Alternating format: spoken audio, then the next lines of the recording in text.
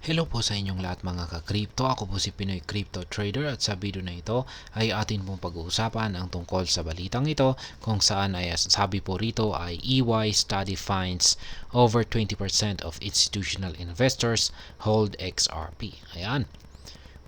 Base raw po sa isinagawang pagsasaliksik yan or research ng EY ay kanila pong nalaman na higit 20% daw po ng mga institutional investors ay nag-hold ng XRP. Kaya yan po ang ating pag-uusapan sa video na ito, pero bago po tayo magpatuloy ay nais ko lamang po munang bigyang linaw ang aking disclaimer kung saan ang nilalaman po ng video na ito ay hindi po ito isang financial advice. For education and information purposes lamang po ang layunin nito. Maliban po dito ay nais ko na rin pong magbigay babala na wala pong kahit anumang group chat ang Pinoy Crypto Trader. At ayan po, sa ating pong pagpapatuloy ay ang sabi po rito ay prominent global strategy consulting organization EY Parthenon recently surveyed institutional investor decision makers globally and found out that over 20% of them acknowledge investing in XRP. Ayan. Isa pong kilalang global strategy consulting organization ang nagsagawa ng survey na ito or ayan, pagsasaliksik at yan po ay ang EY Parthenon. Ayan. Kung saan ay tinanong po nila yung mga institutional investors kung sila ba ay nag-i-invest or nag-hold ng XRP. At ang naging resulta ay kanila pong napag-alaman na 20% sa mga institutional investors ay sila po ay inaamin po nila na sila ay nag-i-invest kay XRP. Yan, the survey covered 277 institutional investors including COOs, CEOs, and portfolio managers. Kaya yan, yung mga nakipag-participate po pala rito ay yan, mga taong ayan, matataas yung kanilang mga financial positions or yung mga kanilang mga position bilang mga ayan, mga institutional investors. Kaya yan, biruin mo naman, COOs, at saka mga CEOs, at saka mga managers. At yan, nasa 277 po na mga participants ang kanilang tinanong dito.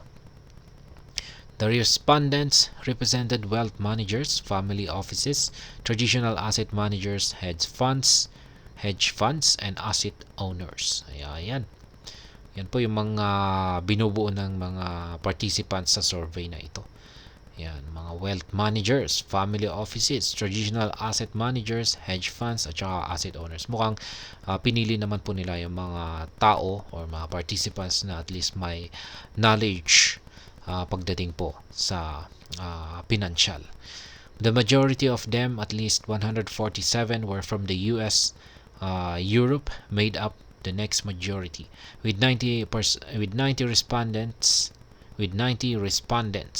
Other surveyed institutional investors were from Asia Pacific, Canada, and Latin America. Kaya yan naman po pala, hindi naman po nila kinuha sa iisang bansa or iisang lugar lamang.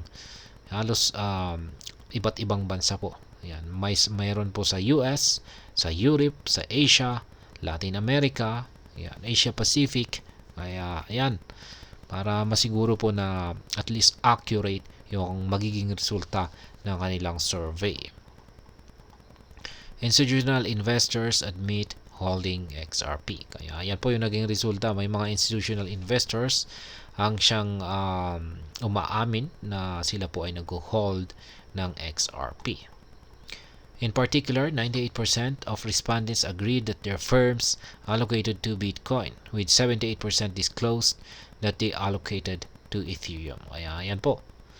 Ang laki po ng mga nakapagsabi na 98% ay nag-i-invest po kay Bitcoin.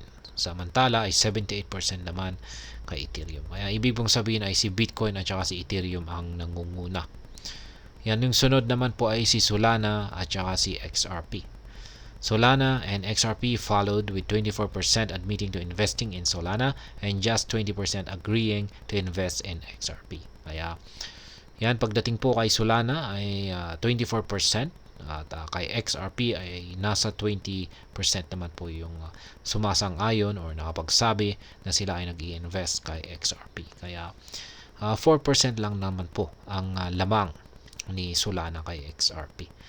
Kaya ayan yung naging resulta sa survey na ito na isinagawa ng EY. Ayan.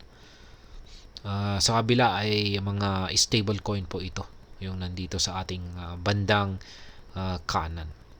Ayan, mga stable coin kung saan ay yung mga ginagamit po ito sa yung kanilang value ay dikit sa fiat currency. Yung mga nandito po talaga sa crypto, yung mga cryptocurrency assets ay yung nandito sa ating bandang kaliwa. Kaya ayan, 98% si Bitcoin, 78% kay Ethereum, 24% kay Solana, at 20% kay XRP. Ayan, sunod kay XRP ay si Binance, tapos si Cardano, Tron, Avalanche, at saka si Lido. Ayan, nagpapakita lamang po ito na marami pong mga institutional investors ang nagkaka-interest dito kay XRP. At yan po ay sa buong mundo. Kaya ayan, hanggang dito na lamang po tayo sa video na ito mga ka-crypto.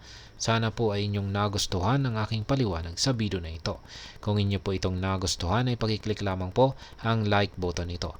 Para naman po sa mga bago lamang dito, kayo po ay aking inaanyayahan para mag-subscribe. Pakiclick na rin po ang bell icon nito dahil ito po ang siya magsisilbing notification nito sa mga bago kong videos na akin pong ina-upload sa aking YouTube channel na ito. Marami pong salamat sa panonood. Ingat po tayo lagi at God bless po sa ating lahat.